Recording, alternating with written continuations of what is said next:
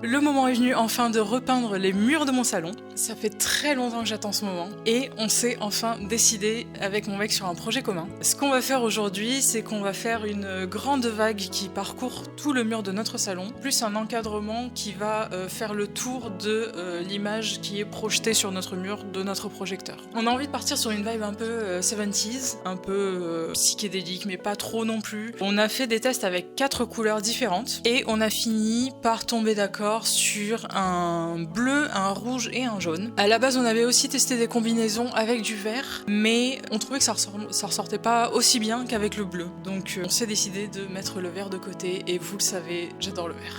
Mais ouais, ce bleu est vraiment trop beau et avec le jaune, il se marie super bien. Ce rouge coquelicot est magnifique. Il est vraiment trop beau. Donc on a déjà fait des tests. Et aujourd'hui, ce qu'on va faire, c'est que on va passer à la peinture. Enfin, on va commencer par dessiner la vague, ensuite on va mettre le scotch de masquage, puis on va peindre, et voilà. Et on espère que ce sera beau. Et si c'est pas beau, eh ben on repassera par-dessus, c'est pas grave. Pour l'instant, on part sur une seule vague, mais après rien ne nous empêche d'ajouter d'autres motifs autour si on trouve que c'est un peu trop vide. On va voir. Je suis trop contente. On va enfin avoir un peu de couleur, parce que là, vraiment, les murs d'hôpitaux, moi j'en peux plus. J'ai besoin de couleur. Donc écoutez, c'est parti, on va s'y mettre.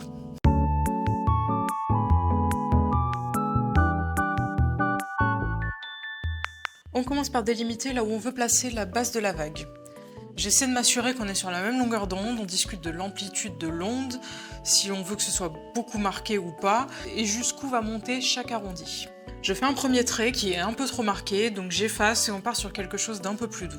Il ne faut pas oublier qu'il y aura 3 couleurs différentes superposées, donc il faudra aussi penser à la grosseur de chaque trait et à la taille de l'ensemble. On voit pas beaucoup les traits à l'écran, donc c'est un peu flou pour vous, mais croyez-moi, c'est pas aussi évident que ce que je pensais. Pour ce qui est du cadre qui délimite l'image projetée par notre projecteur, nous l'avions déjà délimité par du scotch de masquage. L'image est très grande, mais pourtant elle est réglée au minimum.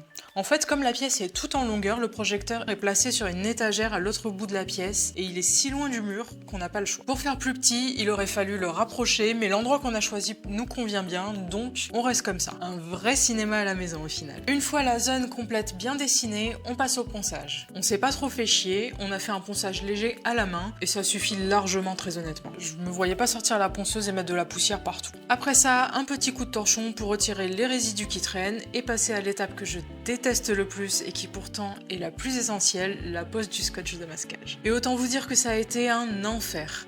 Vraiment, c'était interminable. Pratiquement aussi long que la pose de chaque couche de peinture. En fait, vu qu'il y a des arrondis partout, c'est très compliqué de faire un truc bien droit, bien propre. À cette étape, on savait déjà qu'il y aurait un gros travail de finition et qu'on aurait besoin de refaire chaque arrondi avec un pinceau. Et c'est parti donc pour la première couche de peinture.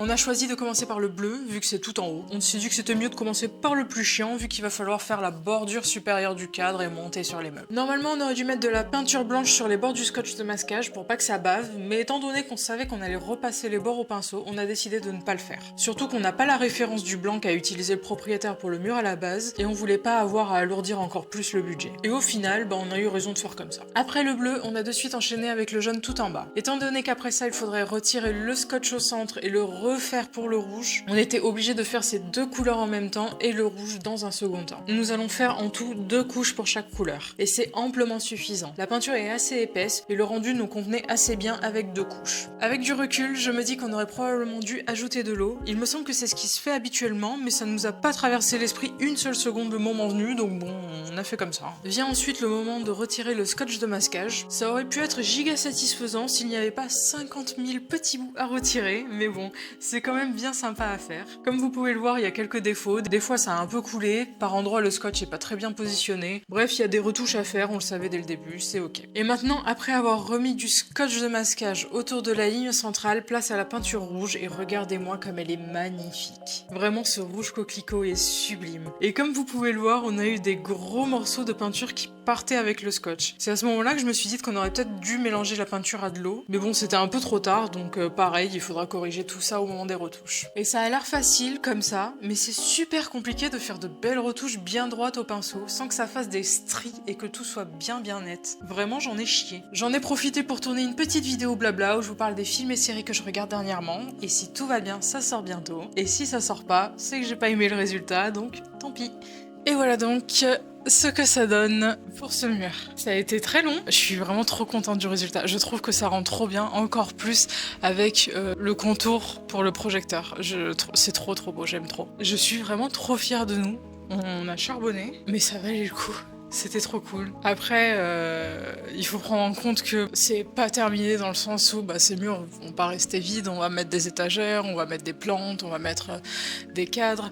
Mais voilà, la déco c'est quelque chose qui se fait petit à petit, on ne fait pas tout de suite quand on arrive dans un appartement. Là, ce mur on l'a peint alors que ça fait 8 mois qu'on est ici déjà. Ouais, je sais que les gens ils ont l'habitude de voir sur YouTube des transformations en mode on transforme toute une pièce d'un coup, mais c'est un budget qui pour moi est colossal, je peux pas faire ça. Et donc vous allez juste suivre petit à petit les choses qui se mettent en place. Après voilà, moi dans l'objectif, là-bas dans le coin, on a un énorme congélateur qui nous sert plus trop. Ça nous servait beaucoup quand on faisait du barf pour le chien et le chat, mais on n'a plus le chat et le chien, on a dû arrêter le barf. Il y a quand même ces rations de nourriture dedans, mais ça prend beaucoup moins de place qu'avant, et je me dis qu'on pourrait investir dans un plus petit congélateur qu'on arriverait à caler dans le cellier pour aménager le coin qui est là-bas. Et moi pour ce coin, j'aimerais beaucoup une bibliothèque, je pense. Une bibliothèque avec un gros fauteuil cosy.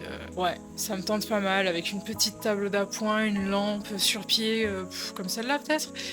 Enfin vraiment ouais. J'aimerais bien aménager ce coin là-bas, j'aimerais bien changer ce tapis qui me sort par les yeux, j'aimerais bien faire plein de choses, mettre plein d'étagères, des tables d'appoint un peu partout, parce qu'on manque de rangement, on manque de trucs. Mais voilà, c'est des choses qui vont se faire au fur et à mesure, petit à petit, et surtout j'aimerais trouver des trucs de seconde main, parce que de nos jours, les meubles sont de très mauvaise qualité, et surtout ils sont pas chers, mais même ceux qui sont chers, c'est pas forcément gage de qualité, donc c'est chiant, il faut prendre des trucs vraiment de seconde main. Ouais. Mais bref, ouais, c'est quelque chose qui va se faire petit à petit. Évidemment, le mur n'est pas parfait, c'est un peu tremblotant par endroits et tout. Bah écoutez, c'est ce qui fait son charme. C'est ce qui fait son charme, on n'est pas des professionnels de la peinture, c'est très compliqué de peindre droit et surtout avec la texture de ne pas faire des stries, ce genre de choses. Donc écoutez, j'ai fait comme j'ai pu, on a fait comme on a pu. On essaie aussi d'être dans une démarche d'accepter l'imparfait. Je trouve que de nos jours, on a du mal avec ça. On a du mal à accepter l'imparfait, surtout à l'ère de l'IA où les textures sont lissées, les peaux sont retouchées, tout est vraiment droit, parfait, il n'y a rien qui dépasse. J'ai envie d'embrasser un peu plus ce délire d'imperfection et de trucs un peu cabossés, tordus, pas droits. C'est pas grave, c'est ok. Je trouve que c'est quelque chose qui se perd. C'est dommage. Dites-moi ce que vous en pensez, ça m'intéresse. Si vous avez d'autres idées, en vrai on s'était dit peut-être habiller un peu plus en haut, faire peut-être d'autres spirales encore, enfin d'autres spirales, d'autres vagues, mais détachés qui vont du plafond et vers le plafond encore. Même dans les coins et tout, on sait pas trop. Mais pour l'instant déjà ça c'est bien. Et on verra pour la suite. Il nous reste encore un peu de peinture. Je vais forcément en faire quelque chose, je sais pas encore quoi. Mais ouais, pour l'instant on est là et c'est très bien. Vraiment je suis amoureuse des couleurs. J'aime trop. J'avais pas du tout la vision sur ce bleu, c'est mon mec qui l'a choisi. Moi j'étais sur le vert, mais en fait le bleu il est trop beau. Il est parfait et ce rouge il est magnifique. Jamais de la vie je m'étais dit quand on parlait de repeindre sur le mur que j'allais mettre du rouge. J'étais vraiment pas rouge du tout. Et en plus c'est plus ou moins le même rouge que mes rideaux occultants que j'ai là, donc ça rend assez bien. Je suis contente. Bon, désolée pour la luminosité pour ce plan de fin, mais il fait actuellement 39 degrés. On est en train de cuire, on est dans un four. Il y a 2 secondes, j'avais mes pieds qui trempaient dans l'eau froide dans la baignoire. Je prends même pas la peine de me coiffer ou de me maquiller. Écoutez, on survit. Ouais, on attend que ça passe.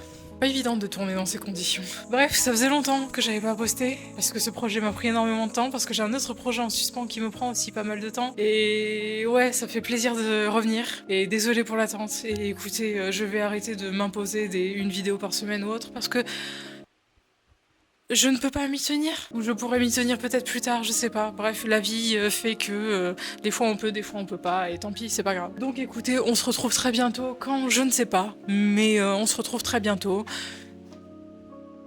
Ça va, ma fille.